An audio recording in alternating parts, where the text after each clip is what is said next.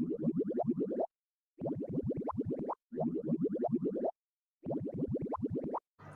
नमस्कार दोस्तों, आप सभी का फिर से एक बार स्वागत है मेरे चैनल एजे एक्वेरियम में। तो आज मैंने पिछली बार की तरह लाइट को जो है थोड़ा-सा चेंज करके रखा है, वाइट ना रख के। एक तो क्या है ना, वो जब ये फुल पावर में चल रही होती है तो इतना ब्राइट हो जाता है कि मेरे सस्ते फ़ोन का सस्ता कैमरा जो है वो उसको कैप्चर नहीं कर पाता। तो टॉपिक पे आने से पहले कैमरे को मैंने जान के थोड़ा-सा टिल्टेड जो है वो रखा हुआ है, सो दैट आप लोगों को ये पीछे थोड़ी-सी डेकोरेशन जो है दिख रही होगी। हालाँकि एक आधा बैलून अब नीचे भी गिर चुका है और बाकी की डेकोरेशन भी ऑलमोस्ट ख़राब हो चुकी है। तो जो मेरे पुराने व्यूअर्स हैं उन्हें पता होगा कि मेरे बच्चे का जो बर्थडे है वो काफ़ी स्पेशल दिन आता है, विच इज़ 14th नवंबर।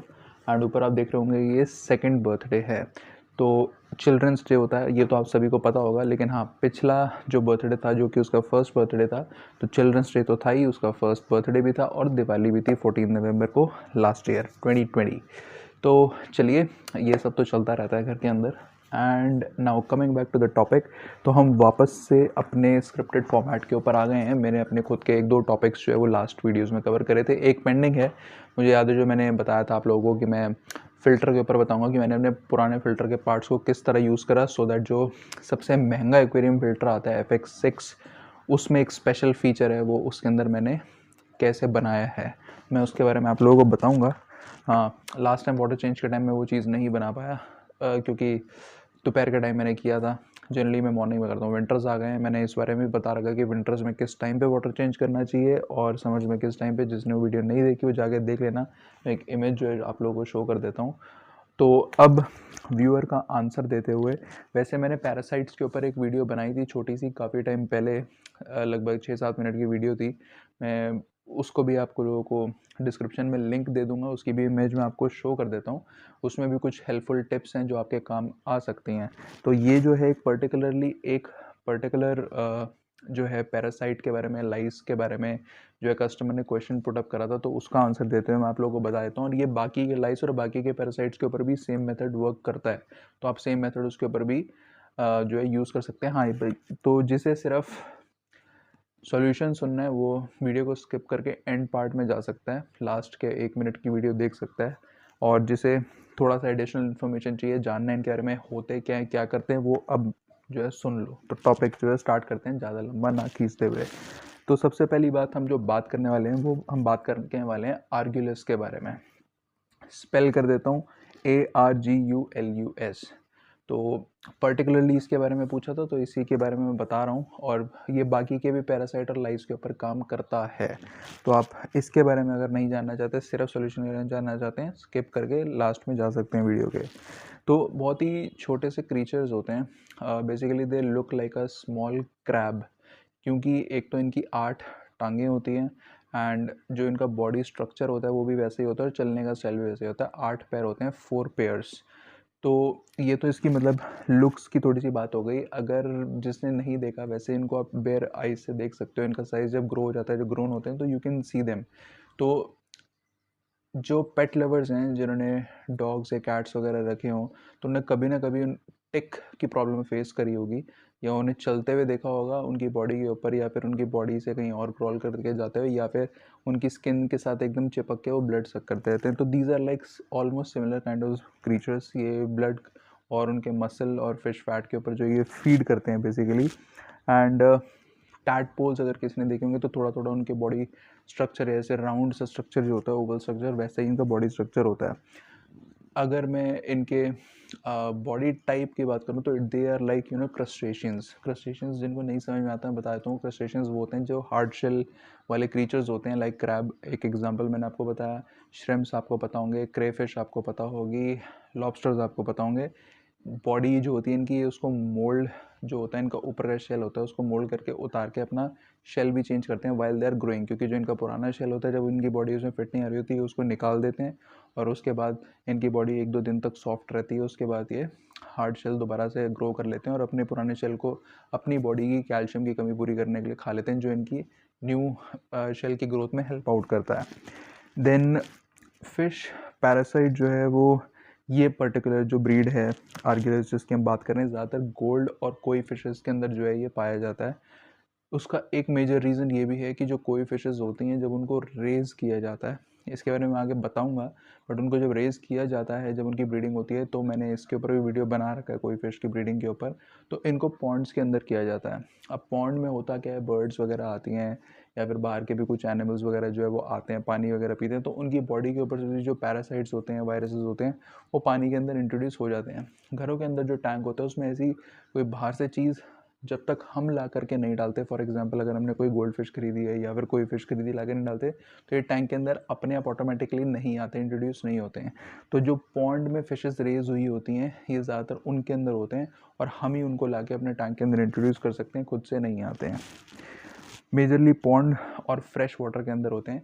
तो फ्रेश वाटर से मेरा मतलब इसलिए है क्योंकि एक तो पॉन्ड का मैंने आपको बताया, और दूसरा मरीन टैंक्स जो होते हैं उनके अंदर ये पर्टिकुलर, इसकी एक बहुत रेयर स्पीशीज़ होती है जो पाई जाती है, बट वो ना के बराबर 1 या 2%, तो बहुत कम केसेस होते हैं। तो ज़्यादातर आपको ये फ्रेश वाटर के अंदर ही मिलेंगे और पॉन्ड्स में ज़्यादा मिलेंगे। पॉन्ड्स का मैंने आपको बता दिया, पॉन्ड्स में आते कैसे हैं उसका रीज़न भी बता दिया। पॉन्ड रेस्ड फिशेस से आते हैं, तो जो भी आप फिशेस आके अपने टैंक के अंदर डाल रहे हैं, और अगर आपके टैंक के अंदर कोई बहुत एक्सपेंसिव फिशेस वगैरह, तो बहुत ज़्यादा ध्यान रख के और केयरफुली डालिएगा, डालना है तो। सिम्टम्स की अगर हम बात करें तो मैंने आपको बताया कि ये बेयर आइज से भी आपको दिख जाते हैं, कोई मैग्नीफाइंग ग्लास या माइक्रोस्कोप लेने की ज़रूरत नहीं है। तो अगर आपकी जो फ़िश है, अगर आपको उसकी बॉडी पे कोई ओपन होल दिख रहा है, ओपन होल क्यों दिखता है मैं आपको बताऊंगा उसके बारे में भी आगे। ओपन होल दिखता है, ब्लड क्या मतलब निशान वगैरह दिख रहा है होल के साथ, तो आप समझ जाइए कि टैंक के अंदर ऐसी कोई चीज़ पक्का है। अब वो इसलिए दिखता है क्योंकि ये जो आर्गलिस पैरासाइट होता है, लाइस होता है, ये बेसिकली एक फ़िश से दूसरी फ़िश के ऊपर भी जाता है। अगर उसको दिख रहा है कि ये फ़िश अब बहुत ज़्यादा वीक हो चुकी है, मेरे मतलब की नहीं रही, तो वो दूसरी फ़िश के ऊपर भी अटैक कर लेते हैं। कोई उसमें बड़ी बात नहीं है। और ऑब्वियसली स्लो मूविंग फ़िश के ऊपर और ओल्ड फिशेस जो होती हैं या ऑलरेडी कोई बीमार फ़िश होगी उसके ऊपर ही जल्दी अटैक करते हैं, क्योंकि उसको ग्रैब करना, कैच करना आसान होता है। फ़िश आपको कैसे दिखाएगी, एक तो आपने खुद देख लिया। फ़िश आपको कैसे दिखाएगी, आपने देखा होगा बहुत बार ऐसा होता है, फ़िश अपनी बॉडी को बहुत ज़्यादा हार्ड सरफेसेस के साथ, रॉक्स वगैरह, अगर कोई डेकोरेशन है सबस्ट्रेट के साथ रब करते हुए चल रही है, बार बार बार बार बार बार करे जा रही है, करे जा रही है। एंड अपार्ट फ्रॉम दैट एकदम से ऊपर जा रही है, सडन मोशंस हैं, एकदम झटके से जा रही है, नीचे जा रही है, अपने आप को रोल ओवर कर रही है। हर फिश रोल ओवर नहीं करती, वो ब्रीड टू ब्रीड डिपेंड करता है।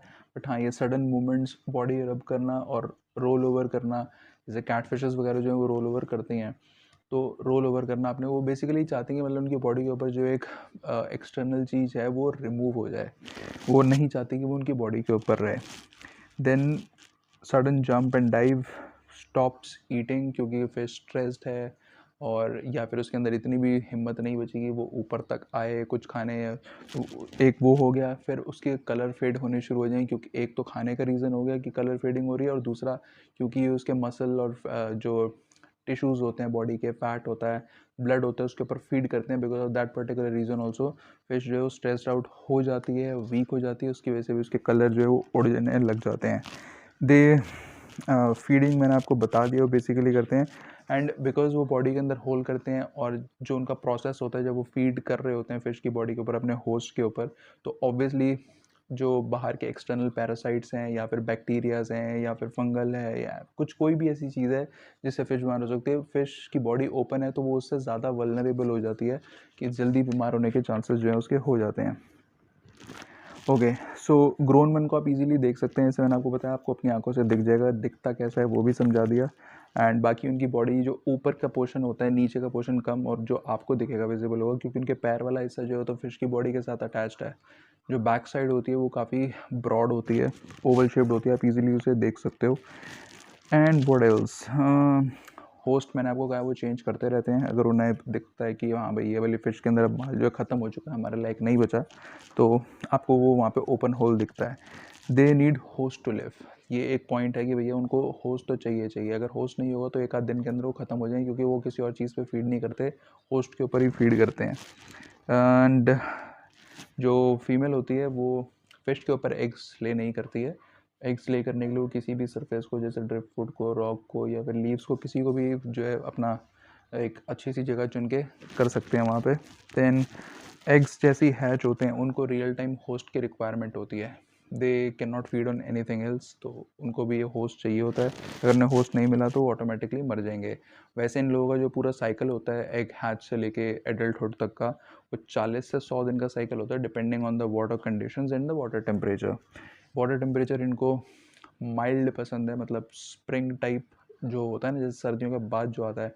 हार्श समर्स में इनको कोई मतलब it's not suitable for them, but हाँ उसमें उन्हें कोई प्रॉब्लम नहीं है, ज़िंदा रह लेते हैं। लेकिन आप विंटर्स में ज़िंदा नहीं रहते हैं, विंटर में ये लोग ख़त्म हो जाते हैं। तो विंटर में तो आपके फिशेस भी है सेफ हैं, कोई दिक्कत नहीं है। देन ट्रीटमेंट पे आ जाते हैं अब, हमारा सबसे फेवरेट पॉइंट जिसमें हमें बात करनी थी। तो 1 मंथ का प्रोसेस होता है basically in total to kill this particular parasite और द लाइस और अदर कैटेगरीज।